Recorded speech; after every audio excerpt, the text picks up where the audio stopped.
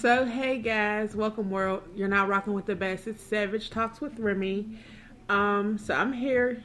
I am your host, Remy, and I'm a former Facebook Live entertainer, and I'm a music lover. I love baking and inspiring people to be themselves in any savage form. So today is going to be my first full episode that I'll be releasing, and so this is episode 1. Let's talk mental health. Okay, so today I want to just touch a few things. Like I said, I'm gonna be doing my podcast unscripted, just fresh from the heart, just raw, downright savage. And I'm gonna talk about things that some people are uncomfortable talking about. And I think that's what makes me different from the next person, is because I really don't care what nobody think or what they gotta say. And I just want to, just be myself, because we only live one life, right? So why not live the best life that you can be, So I just want to, make my first episode about mental health. Mental health is serious. It's more serious than people, treat it. And I say that being that I suffer from mental health issues myself as well. And, I'm just like the fun type of person. I'm the fun, crazy friend, that does whatever, to make people laugh, go about my way to just make sure everybody's happy and everybody's cool. But deep down, I was just suffering myself silently. So that's why this is going to be my first episode speaking about mental health, because it's just so important. And I'm just going to, touch bases on a little bit about my situation and where I came from, and how it's been affecting me in my life. Okay, so I just want to start with my childhood. I grew up in a childhood where there was both parents, my mother and my father. They were married before they decided to have kids, and so I was the first child in the marriage. But I do have a sister that was born before me, with my dad had, before he met my mother, about 10 years before. I grew up in a typical 2-parent household up to a certain point.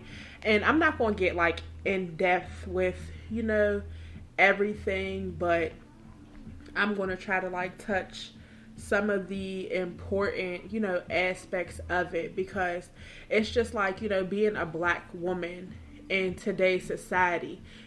We have to carry a lot on our backs, not just, just carrying our skin is not enough. There's other issues that we have to deal with, So, I'm just going to touch a few, a little bit of information about me and where I come from in my childhood, my teenage years, and, things that contribute to my mental health that I didn't know that, it was me suffering from, depression and anxiety and things like that. So, like I said, my parents were married when they had us. There's 4 of them. I have 2 brothers and I have 2 sisters. Y'all hear that noise in the background? I just got off work, so my computer is just now shutting down. And I got my little water, my little fountain that's over there running, just relaxing things. It's relaxing. So if you hear a little water splish, splishly, splishly, splash, splash, that's the fountain. Okay, but so I have 2 brothers, 2 sisters. I'm the oldest within the marriage, but I'm the second oldest throughout all the kids. My mom and dad were married before they had kids. I was the first child born in wedlock. So I grew up. I really don't remember much about my childhood, really. We always remember the bad stuff, but I don't really remember the good stuff. And I know everything seemed peachy growing up until I got to, I want to say, my 11 years old or 12 years old. And stuff in the household just got rocky. And I remember, but I don't really remember. So I guess my brain is blocking off that type of stuff. So I had some childhood trauma with my mom. She had left when we were younger. I don't know why. I accepted that fact because, after all those long years, I was just carrying on this hatred and this I would say I was more, trying to figure out the whys than, being mad. I was just trying to figure out why. Why did my mom leave? why did I have to do this? Why did I have to be the big sister? Why did I have to help my dad out a lot? Because why? Like, why? And it was to the point that growing up, like, it started to get, like, it was draining. So then it got to a point in our life after, you know, my mom had left. My dad got sick. I was the oldest sister, so I had to step up and play like mommy and be the big sister / mom. So I basically, like, sacrificed my childhood to make sure that my brothers and sisters were cool. I know, like, I feel like all of us, we do have mental health issues, and we're just like, we're just going about it different ways. But I really wish that, like, me and my siblings would be more, you know, closer and talking about these things, because we're all suffering, but we're just, you know, suffering in different ways. And I know it's due to the childhood trauma of, you know, having your mother and your father here at one point, and then it's just your dad taking care of y'all. And then it's, you know, the social services coming to take us. And then we were all separated. We grew up in a household together. So now we're all just being separated. And I know, and my brothers and sisters, like, their trauma is much more because they had to be in, like, group homes and things like that. And it hurts me because, you know, I couldn't do anything about it. So, so like I said, so just growing up and, you know, my mom leaving and social services taking us from my dad, then my dad passing away at 17, family members taking care of us, you know, my brothers and sisters bouncing around from different, like, group homes. And it was just a lot like that. And it was just a lot carrying all that at a young age. So, like, getting to my teenage years, like, you know, I had weight issues. I was not always the perfect build, but I don't give a damn now. I don't give a shit. Listen, I could be as big as a house and you can't tell me nothing.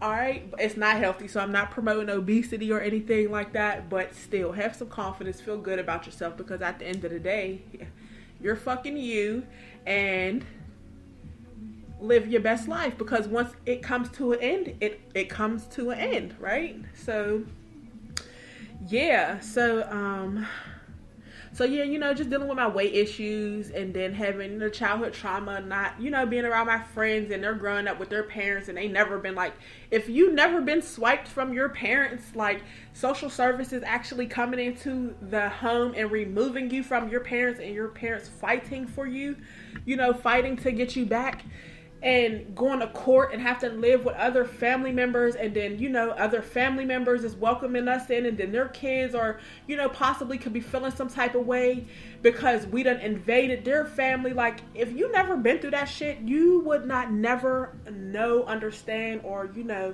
just feel the emotions that are attached to all that. Like, so being, you know, taken away from your parents to living with family, to living with strangers and, like, group homes and shit like that, you're gonna be like, fuck, like, all right, whatever, like, I'm cool, fuck y'all, fuck this, fuck that. And, you know, people tend to spaz out to situations differently, and I feel like that's what my brothers and sisters did while they were in, like, their group homes and stuff like that. So yeah, so, like, then, you know, I'm carrying all this with me. 17, my dad passed away, and let me tell you, my dad was, like, the most important person in my fucking life. Like, and excuse my French, but no, really, because it's not French, it's just bad English.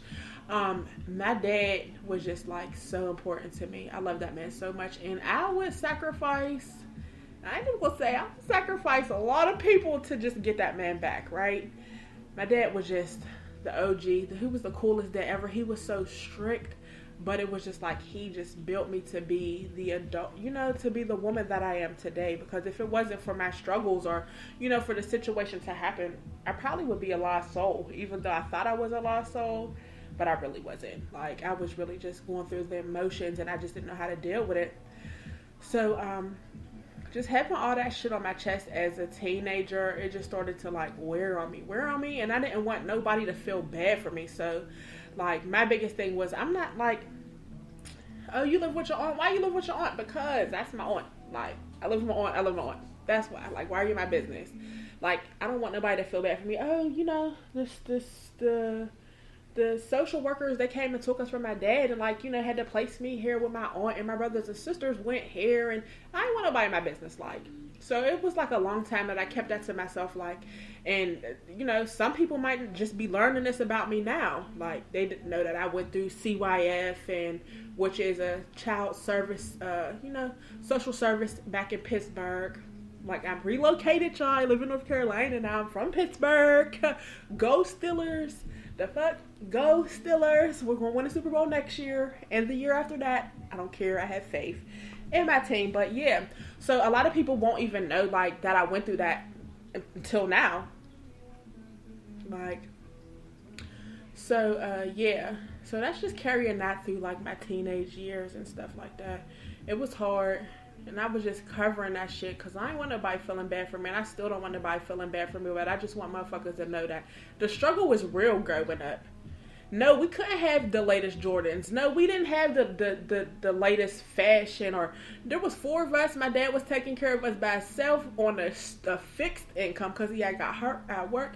So it wasn't like, a lot of people grew up with the flashy parents making sure they had the latest Jordans and Nike suits and Champion outfits and all that. And it was like, we was happy to get our cousins